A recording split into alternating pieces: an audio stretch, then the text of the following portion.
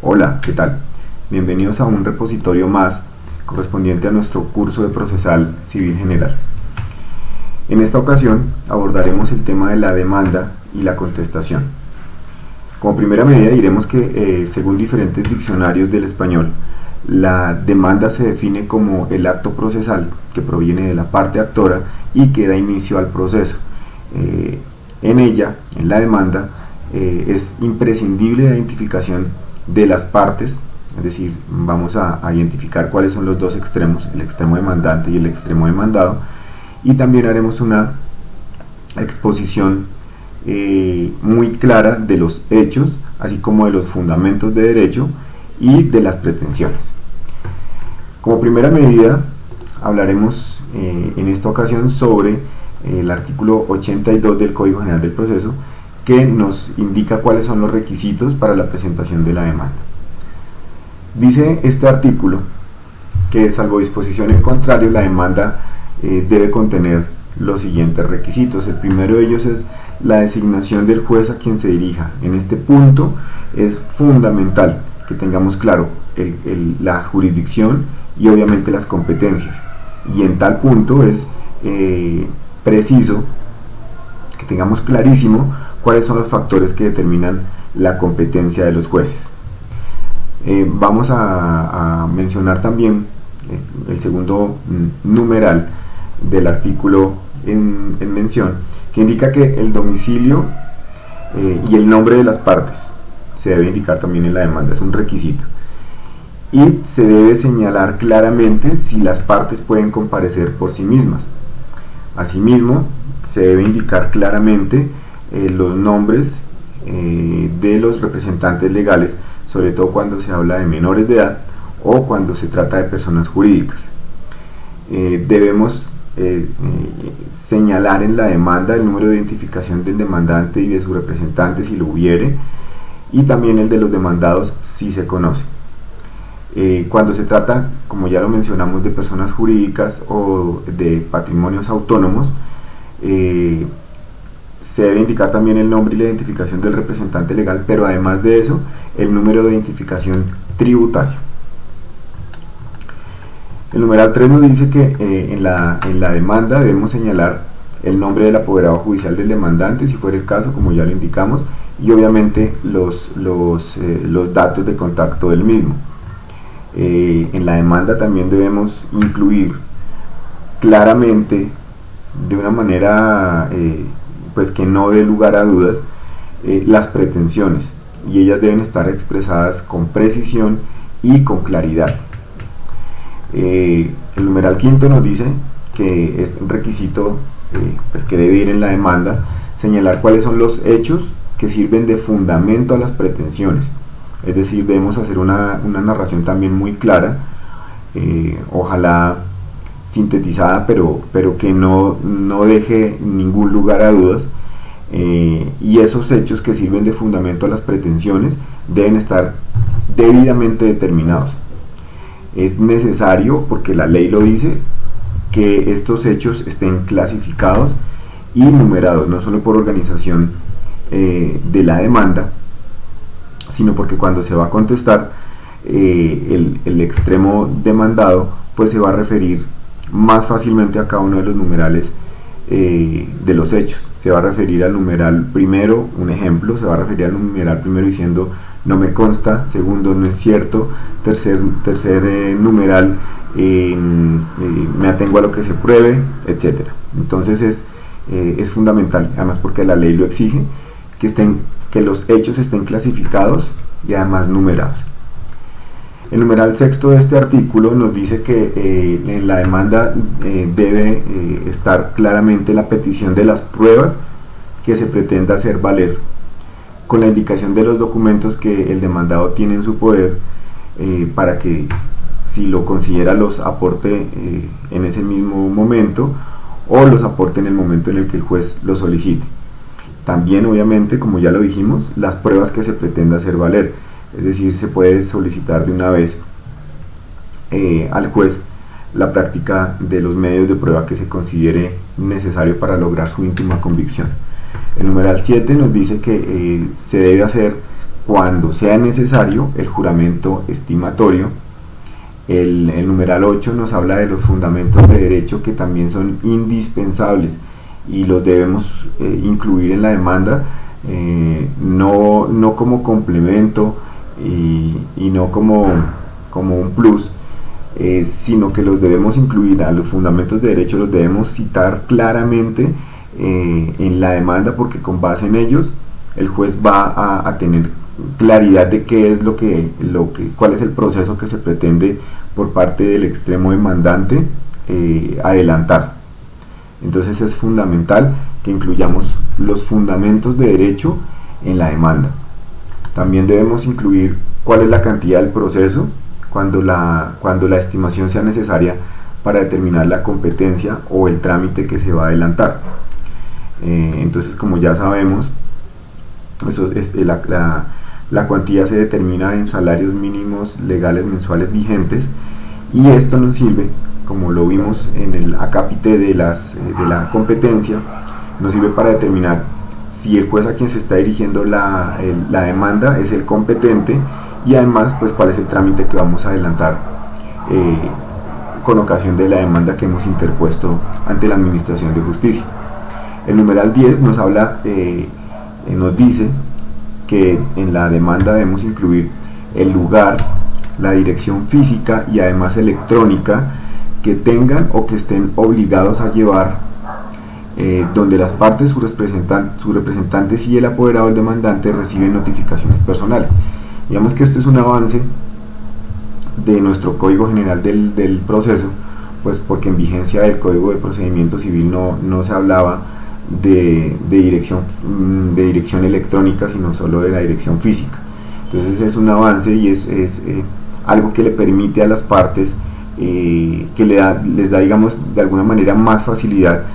para llevar a cabo las notificaciones, y es que se debe indicar, como lo veremos más adelante, cuál es el correo electrónico, la dirección electrónica a donde se pueden enviar las diferentes comunicaciones al demandado, o la indicación sobre desconocer si el demandado tiene correo electrónico. Entonces esto facilita el enteramiento de las diferentes providencias judiciales,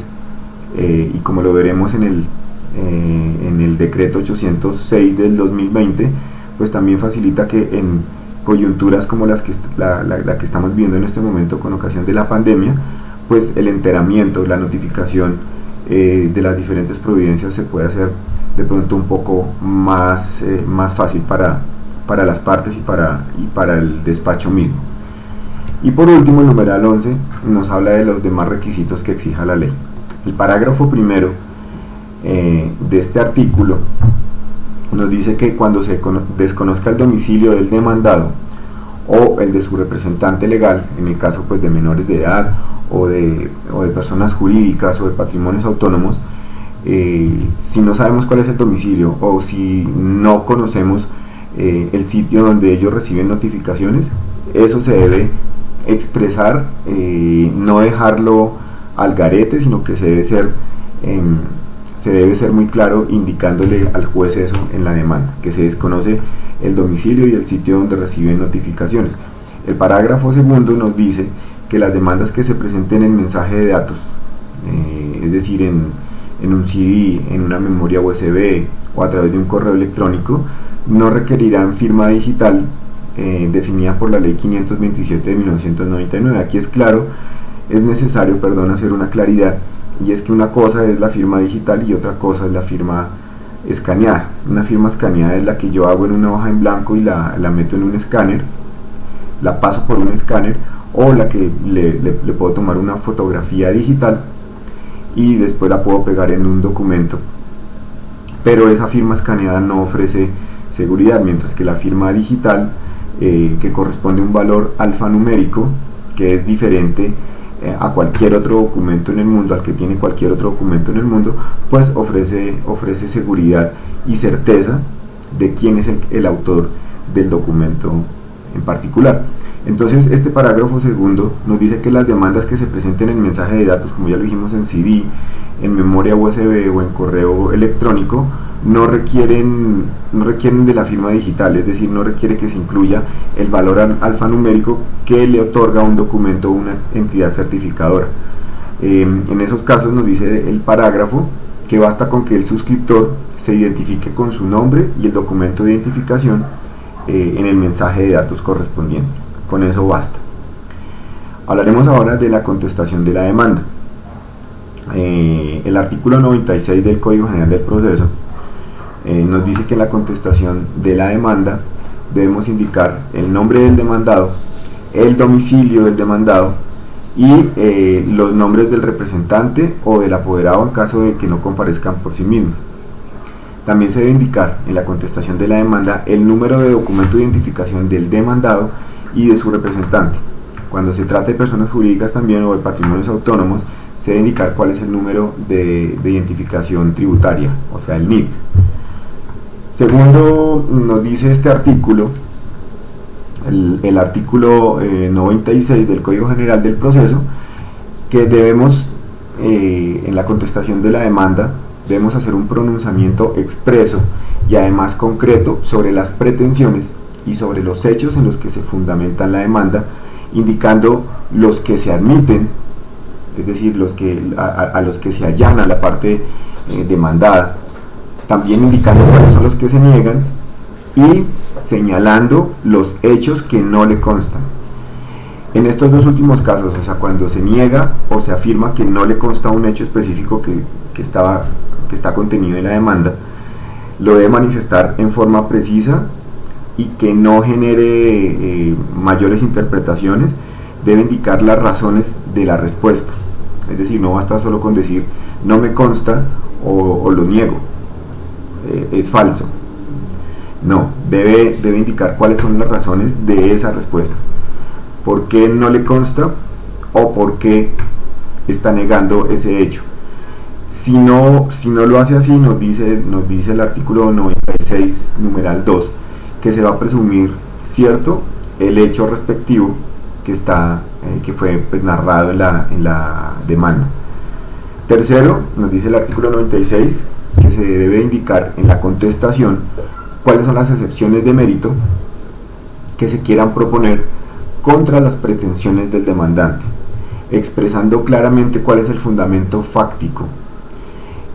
Si es necesario, pues hacer un juramento estimatorio y la alegación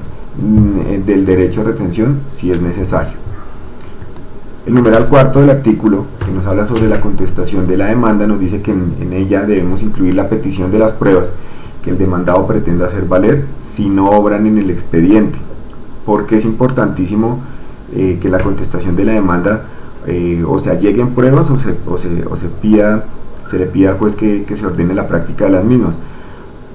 porque como ya lo hemos visto suficientemente, el eje central de todo proceso es la prueba, tanto para el demandante como para el demandado. Entonces se debe acudir por los dos extremos a los medios de convicción que sean necesarios para demostrarle al juez que lo que se está afirmando es cierto. El numeral quinto nos dice que en la contestación debemos indicar también el lugar, dirección física y correo electrónico que la parte demandante tenga, también su representante o su apoderado, en donde pues van a recibir las notificaciones. También nos dice el artículo 96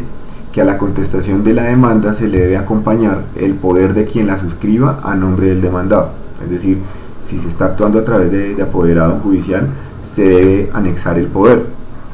Si hablamos de una persona jurídica o de un patrimonio autónomo,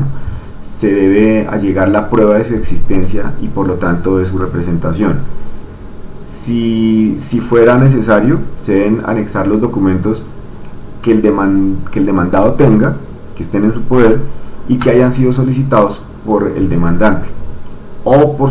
su parte debe manifestar en la contestación de la demanda pues que no tiene ninguno de los documentos que la parte demandante está mencionando en el libelo, en la demanda,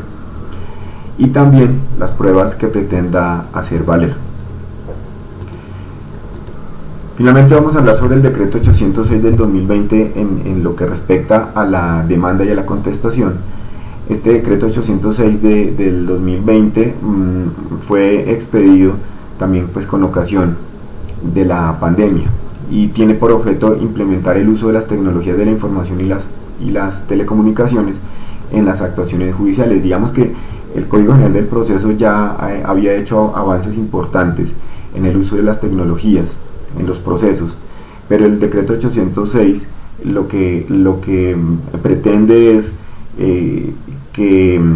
digamos el aislamiento y el trabajo en casa no sean razones para que haya denegación de justicia, que el trabajo en casa por parte de los despachos judiciales y quienes los integran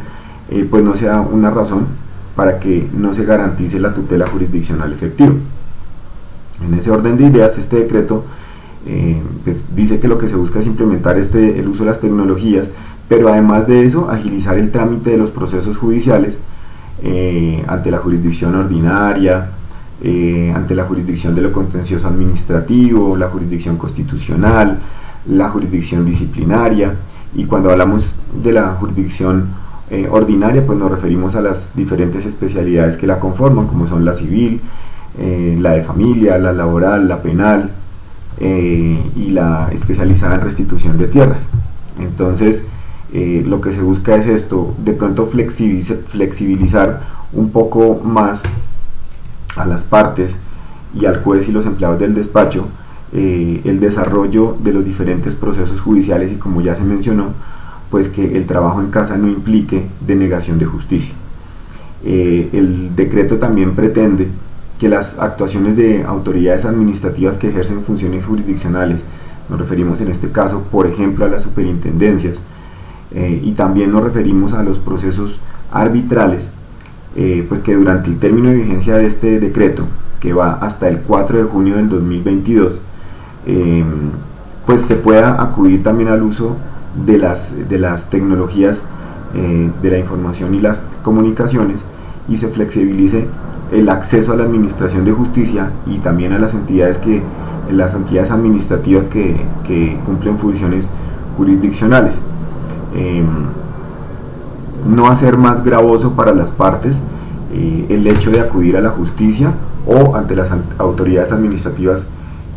con funciones jurisdiccionales. Nos dice el decreto entonces que se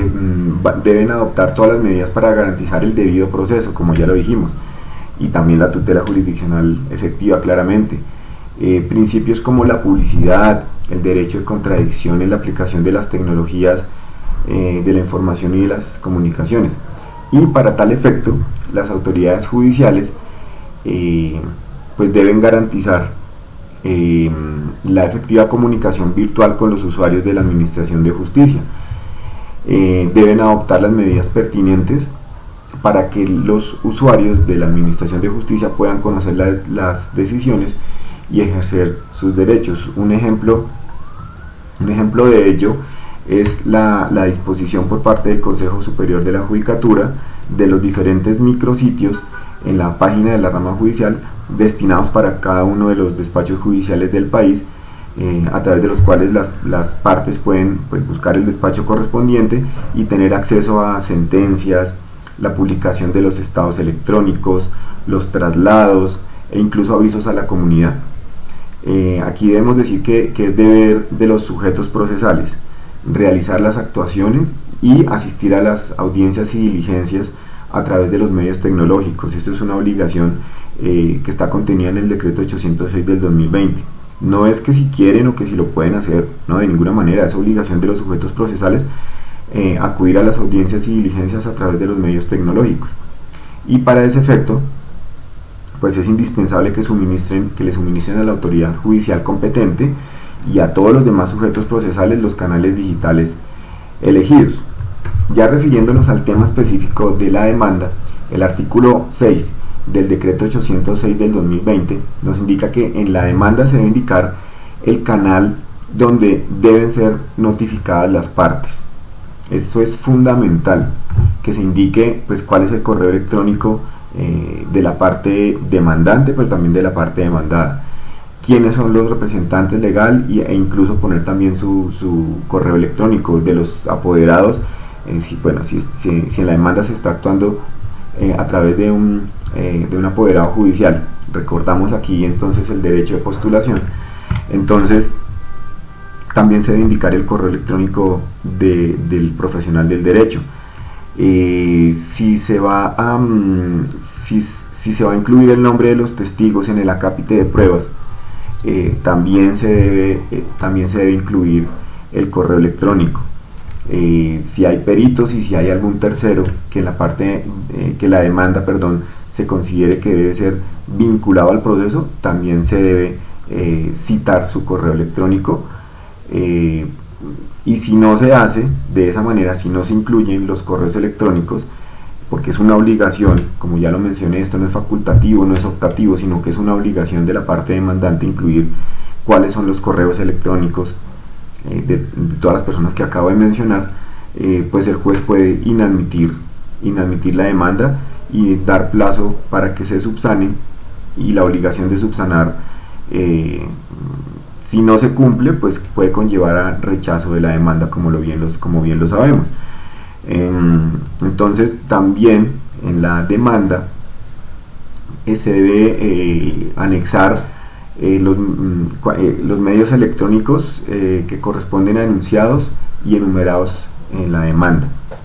¿Qué significa eso? Si tenemos algún anexo que vamos a incluir en nuestra demanda, también en medio electrónico lo debemos enunciar en la misma, y obviamente anexar por medio electrónico esos anexos. Las demandas se deben presentar en forma de mensaje de datos, nos dice el decreto 806 del 2020. Entonces los consejos seccionales de la Judicatura, por directriz del Consejo Superior de la Judicatura y en general de la Administración Judicial, dispusieron en cada departamento y en cada municipio correos electrónicos o aplicativos para que la gente pueda enviar a través de ellos las demandas. Entonces ya no se entregan en vigencia del decreto 806 del 2020, no se llevan las demandas físicas a la oficina judicial de reparto, sino que se debe buscar en la página web de la rama judicial, en cada distrito judicial y en cada municipio, a dónde se va a enviar la demanda, por canales electrónicos que ya han sido dispuestos, como se mencionó, por el Consejo Superior de la Judicatura. Por último, decir que las demandas y los anexos, de las demandas y de los anexos no es necesario acompañar copias físicas. Todo se está llevando a cabo a través de canales electrónicos, y tampoco se debe entregar copias adicionales, así sea por vía electrónica, para el archivo del juzgado ni para traslado. Entonces no es necesario. Cuando volvamos a la presencialidad y pues pierda vigencia el decreto 806 del 2020, seguramente se va a seguir exigiendo como requisito al momento de presentar la demanda que se entregue copias para traslado, tanto físicas como en un medio electrónico. Pero en este momento, reitero, en vigencia del decreto 806 del 2020, las demandas y los anexos no deben estar acompañadas por copias adicionales, ni físicas ni electrónicas, para el archivo del juzgado ni para el traslado. Con esto finalizamos entonces el tema de la demanda y la contestación de la misma, que como ya lo indicamos al comienzo de este video, hace parte de nuestro curso de Procesal Civil General. Hasta una nueva oportunidad, y muchas gracias por estar siempre atentos y pendientes a los diferentes videos que estamos colgando en nuestro canal. Hasta luego.